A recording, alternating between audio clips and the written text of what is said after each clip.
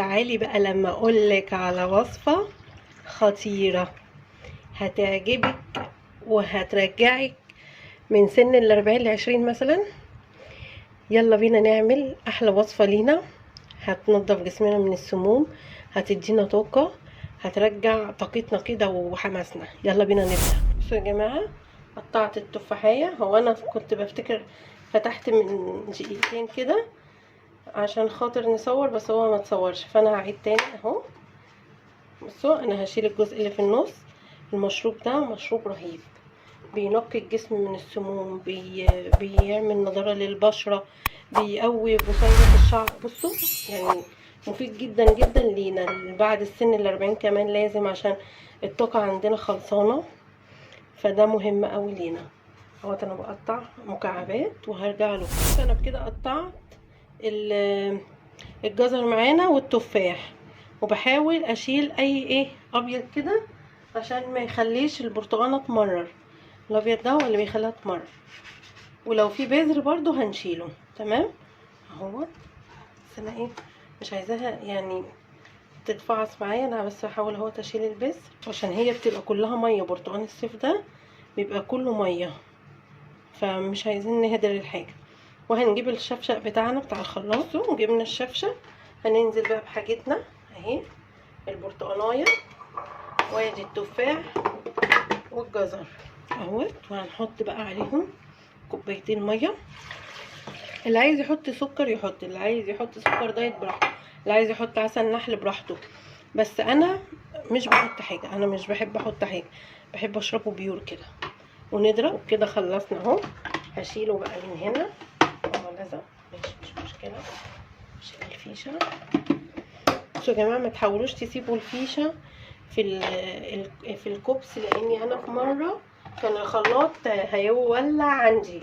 يعني انا سايبه الفيشه، كنت بضرب طماطم وبتلفت كده، ابني هو اللي شاف روبن لقى دخان طالع من الخلاط، فمن ساعتها ما بسيبش الفيشه، اضرب ضربه واشيل، اضرب ضربه واشيل. بصوا بقى انا كده ابتديت بصفي. بصوا شايفين الجمال؟ على فكره احنا الطفل اللي بيطلع ده كله فوايد، مش هنرميه. هقول لكم هنعمل فيه ايه دلوقتي. هنعمل عظمه من شويه عصير والتفل بتاعهم. اي حاجه فيها، بصوا كل اللي قطره فيها دي مفيده، فاحنا مش هنرمي حاجه. وبكده خلصنا العصير بتاعنا، شايفين؟ وكمان اهو سايباه يتصفى اكتر عشان خاطر هنحطه في قوالب وهنستعمله الصبح على كوبايه ميه سخنه. بينسف البطن، بيفتت الدهون، بينزل التكتلات اللي في البطن، وبينضفها من السموم. الفوائد رهيبه. اهو جبت القالب معايا. عندكم اي قالب، ما عندكمش هتحطوا في علبه وتجمد وتقطعوه مكعبات براحتكم خالص. جبت بقى كده المعلقه بتاعتي الصغيره، وابدا احط في القوالب دي كده وادخلها. بصوا نركنها كده هنا اهو عشان يبان لكم. اهو هنقل على التاني اهو.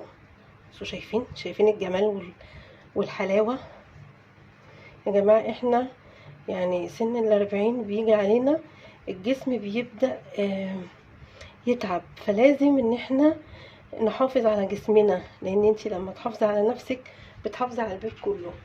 البيت كله بيبقى عايز طلبات منك، وتبقي عندك كده صحة كده وطاقة، متبقيش نايمة على طول. لاني انا ابتديت اشرب الحاجات دي، لاني ابتديت جسمي يبقى همدان على طول، يعني عندي همدان على طول، ما عنديش طاقة خالص. وده بيحصل لنا يعني لما بنيجي على سن ال40، فلازم نحافظ على نفسنا.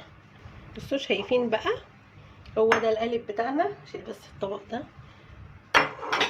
هو ده القالب بتاعنا اهو. هندخله الفريزر. هو اي نعم يعني الشكل مش متناسق قوي، بس انا حاولت اكتر في القالب عشان يبقى قالب محترم.